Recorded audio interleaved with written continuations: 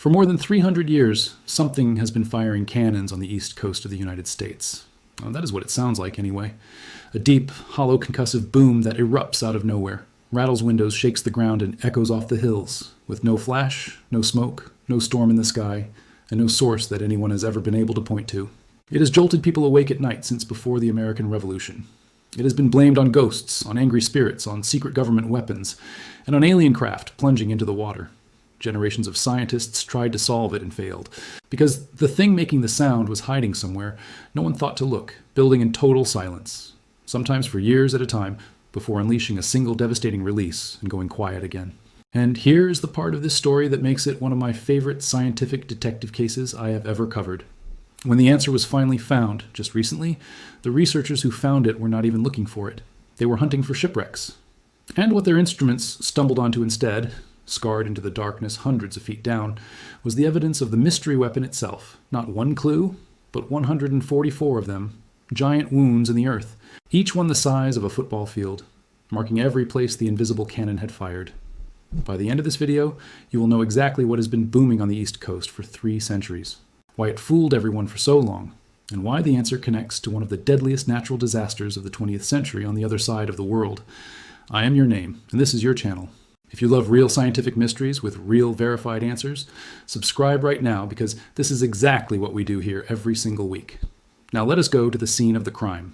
The place is Seneca Lake, in the Finger Lakes region of upstate New York. If you have ever been there, you know it is one of the most peaceful landscapes in America. Long, narrow, deep blue water framed by vineyards and wineries, little villages with cottages, sailboats drifting in the summer, families on the beaches. It is the kind of place people go to escape everything loud, which makes what happens there all the more unsettling. Because every so often, sometimes a few times in a year, sometimes with years of silence in between, the lake booms. Witnesses across 3 centuries have described it the same way. Like the firing of heavy artillery, a report so deep and powerful it seems to come from everywhere and nowhere at once, rolling across the water and bouncing off the surrounding hills. The sound became so famous it earned a name, the Seneca guns, sometimes the Seneca drums. And the attempts to explain it are a tour through the entire history of how humans deal with the unexplainable. The Seneca people, the native nation whose homeland surrounds the lake, understood the booms within their own tradition as the voice of the Great Spirit, Manitou, bellowing in anger.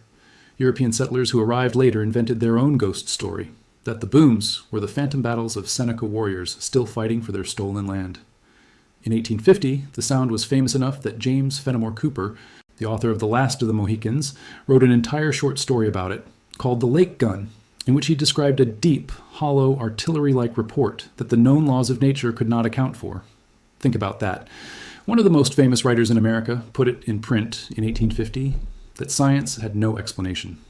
And for the next century and a half, he remained essentially correct. The booms kept coming. They made the newspapers whenever the lake fired off a round. And in the modern era, they made something else, social media.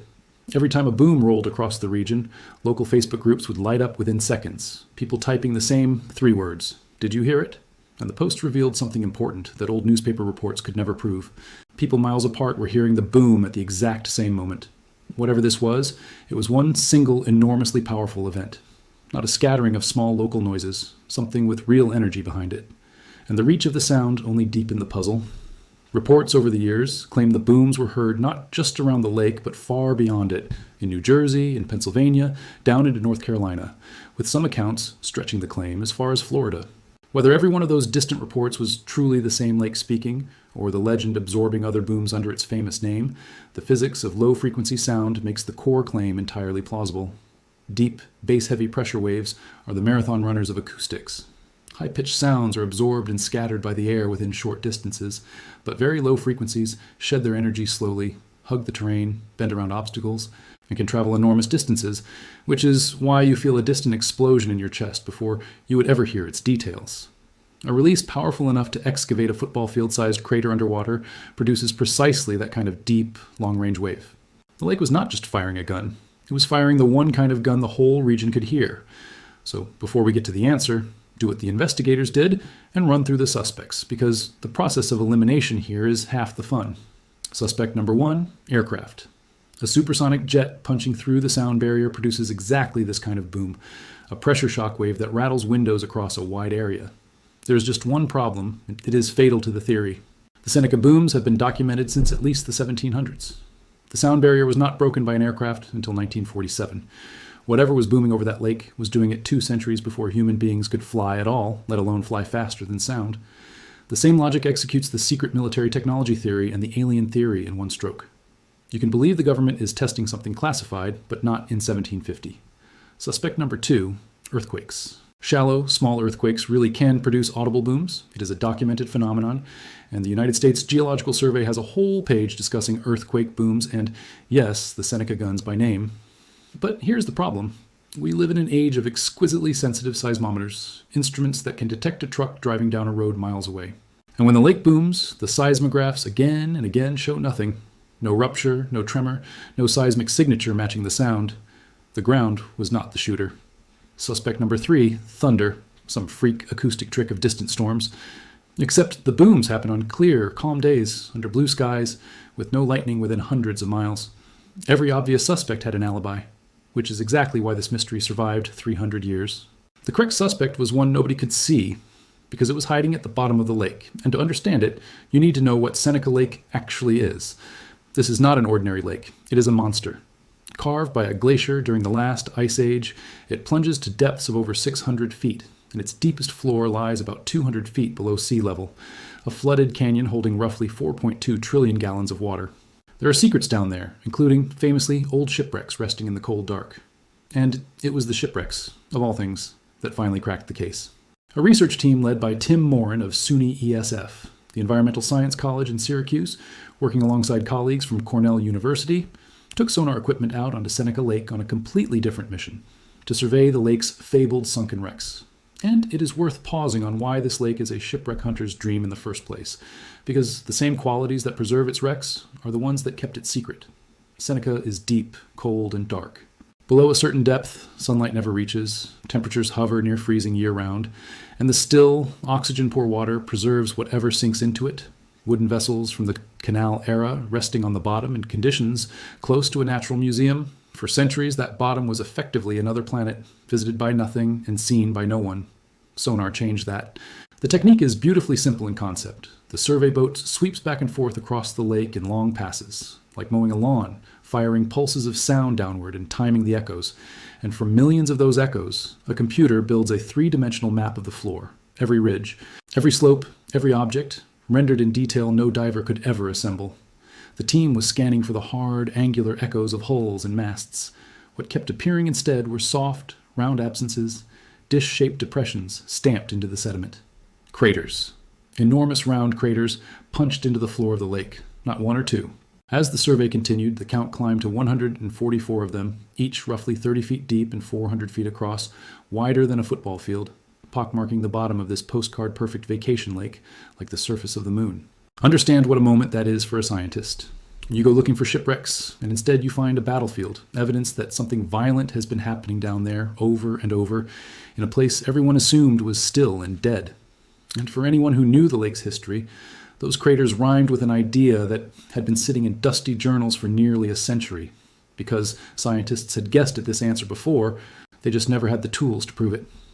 As far back as the 1800s, a few researchers speculated the booms might be explosions of gas trapped beneath the lake. In 1934, a geologist named Herman Fairchild proposed it outright, arguing the sound came from bubbles of natural gas escaping from a sandstone layer deep in the earth, rising through the water and bursting with a boom. In 1971, geoscientist William Arnsbrack wrote that methane bubbles breaking through the lakebed mud were a conceivable cause. Two scientists, decades apart, pointing at the right answer with no way to test it. That is one of the quiet tragedies of science, being correct too early. Morin's team had what Fairchild and Arnsbrack never did: modern sonar, deep sampling equipment, and a laboratory. So they went and got the proof. They collected water samples and pulled material up from the deep sediment pockets in the darkest reaches of the lake. And when those samples were analyzed, the lake finally confessed. The sediments and waters carried the traces of methane and other gases generated beneath the lake floor. The theory from 1934 was right. The craters were the smoking gun, and the gas was the gunpowder. After 300 years, the Seneca guns had been identified. So here, step by step, is what has actually been happening under that beautiful lake. And I promise it is stranger than the ghost stories. Start with where the gas comes from, because the lake's own history wrote this ending 20,000 years ago. When the great ice sheets of the last ice age ground their way across New York, they gouged the Finger Lakes into the bedrock like claw marks. And when the ice melted, those trenches flooded and began doing what deep basins do, collecting. Season after season, century after century, organic material rained down into the depths. Leaves, algae, everything a living landscape sheds, settling into thick beds of sediment on a floor too cold and oxygen-starved to fully decompose it. And when organic matter breaks down without oxygen, the microbes doing the work produce a very specific exhaust methane. Add to that the deeper geology, the gas-bearing rock layers beneath the region that scientists as far back as the 1930s suspected were leaking upward, exactly as Fairchild described with his gas escaping from sandstone deep in the earth, and you have a lake floor being charged with flammable gas from above and below simultaneously. Beneath the lake bed, that gas accumulates. It has nowhere to go. It gathers in pockets beneath the ceiling blanket of sediment, and as more seeps in, the pressure builds, not over hours, over years, sometimes many years. And that slow charging schedule explains the single most maddening feature of this mystery, the silence. Why the lake could boom several times in one season and then go quiet for a decade. Why no one could ever predict it or stand ready to record it. The gun only fires when a pocket finishes loading, and every pocket loads at its own pace. The lake above sits silent and picturesque, while below, a bomb is slowly arming itself. Then comes the day the pressure wins. The gas ruptures the lake bed and erupts upward in one colossal release, blasting out the sediment above it, and leaving behind exactly what the sonar found: a fresh crater 30 feet deep, 400 feet wide, the scar of a single firing. And now physics takes over and turns an underwater burp into artillery. A bubble of gas released at those depths starts its journey under crushing water pressure, and as it rockets toward the surface, the pressure around it drops with every foot, so the bubble expands and expands and expands, growing violently on the way up. By the time this monstrous, swelling mass of methane reaches the surface, it does not gently fizz. It ruptures, bursting through the surface and slamming a pressure wave into the open air, a shock wave that human ears register as exactly what everyone always said it was: the firing of a cannon. And here is the elegant final detail. The reason the sound is so unreasonably loud and so hard to localize: the lake itself is the amplifier. That glacial canyon, 600 feet deep, holding trillions of gallons, walled in by steep hills, acts like the body of a colossal musical instrument, focusing and projecting the blast, then bouncing its echoes off the surrounding ridges, so the boom seems to come from the hills, the sky, everywhere at once. Every piece of the 300-year mystery, the cannon sound, the clear sky timing, the years of silence between events, the simultaneous reports across long distances, the total absence of any seismic signal. Every single piece is explained by one mechanism: slow pressure, sudden release, a giant bubble, a natural gun loading itself in the dark. If your mind is even slightly blown by the fact that a lake can literally fire artillery, take 1 second and hit subscribe, because the last part of this story is where it turns genuinely serious. Because once scientists confirmed what Seneca Lake was doing, it immediately connected to a family of phenomena around the world that researchers call lake guns, lakes that boom, belch, and vent gas from their depths. And that family has a dark side, the darkest example of which is the reason this discovery matters beyond curiosity. In 1986, at Lake Nyos in the African nation of Cameroon, a lake that had been silently loading itself with gas did not fire a warning shot. Nyos sits in a volcanic crater, and for years, carbon dioxide had been seeping up from magma below and dissolving into the lake's deep water, held down by pressure, exactly the way gas builds beneath Seneca's floor. One August night, the lake overturned. In a single catastrophic release, it erupted a massive cloud of carbon dioxide, a gas heavier than air, which rolled silently downhill into the sleeping valleys below and suffocated more than 1,700 people, along with thousands of animals, in one of the most horrifying natural disasters of the 20th century. That event is why scientists take gas-loaded lakes deadly seriously, and why lakes like Nyos are now fitted with permanent degassing pipes that vent their depths continuously so the pressure can never build to catastrophe again. Now, let me be very clear and very honest, because this is the point in the video where a lesser channel would try to scare you. Seneca Lake is not Lake Nyos. The researchers are explicit about this. Seneca's methane releases, for all their acoustic drama, are not a suffocation threat to the surrounding communities. The gas disperses, the events are localized, and the recent trend has actually been a slowdown in the booming welcome news for light sleepers along the shore. Nobody needs to fear that lake. But the discovery still matters for two very real scientific reasons. First, methane is a potent greenhouse gas, dozens of times more powerful than carbon dioxide over short timescales. And scientists are increasingly realizing that lakes, especially deep, sediment-rich, glacially carved lakes, are significant natural sources of it.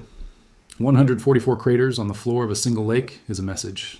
If Seneca has been quietly firing methane into the atmosphere for centuries, how many other lakes around the world are doing the same? Uncounted, unmeasured, and unheard because they lack Seneca's perfect amplifying geometry. Mapping this lake gives researchers a template for finding out how much gas is really lurking beneath similar lakes across the planet. Second, it validates the method. A folk mystery dismissed for centuries as ghost stories turned out to be a genuine repeating geophysical event that instruments could find, sample, and prove. The legend was data. People really were hearing something real all along. And that leads to the honest final chapter, because I promised you the full picture of the East Coast boom mystery. And the full picture is that Seneca Lake is the solved case in a file that is still partly open. The name Seneca Guns did not stay in New York. Over the generations it traveled, and today it is also the name coastal residents use for mystery booms reported along the shorelines of the Carolinas, booms that rattle houses near the beach with no storm and no earthquake. Researchers have studied those too, matching boom reports against seismic records, and found the same striking result as in New York. The ground shows nothing, meaning those coastal booms are almost certainly being born in the atmosphere or offshore rather than underground, but their exact trigger has not been definitively pinned down the way Seneca Lakes has. Different place, possibly a different gun. Science solves mysteries one at a time, and it says so honestly. And sometimes it now solves them in hours instead of centuries.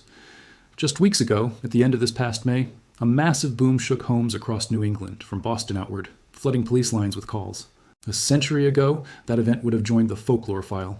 Instead, meteorologists pulled up data from a satellite instrument designed to map lightning from orbit. And there it was, a flash with no storm attached. The signature of a meteor, a bolide, detonating in the atmosphere, its shockwave booming across the region. Case opened and closed in an afternoon by a camera in space. That is the arc of this whole story. The same class of sound that terrified colonists, inspired ghost legends, and stumped James Fenimore Cooper is now being run to ground, one source at a time, by sonar boats, seismometers, gas laboratories, and satellites. So the next time you hear about a mystery boom, and you will, because they still happen, remember Seneca Lake. Remember that for 300 years, the truth was sitting at the bottom of a vacation lake, loading itself in the dark, firing and reloading, while the world above told stories. The mystery was never that nature was breaking its laws. The mystery was that we had not yet looked in the right place. Subscribe right now if you want more real mysteries with real answers, because there is a long list of them, and we are working through it together. Drop a comment if you have ever personally heard one of these booms. Tell me where you were and what it sounded like, because those first-hand reports are the exact kind of data that kept this mystery alive long enough to be solved. And share this video with someone who loves an unsolved mystery, so you can be the one to tell them this one finally has an ending. Thanks for watching.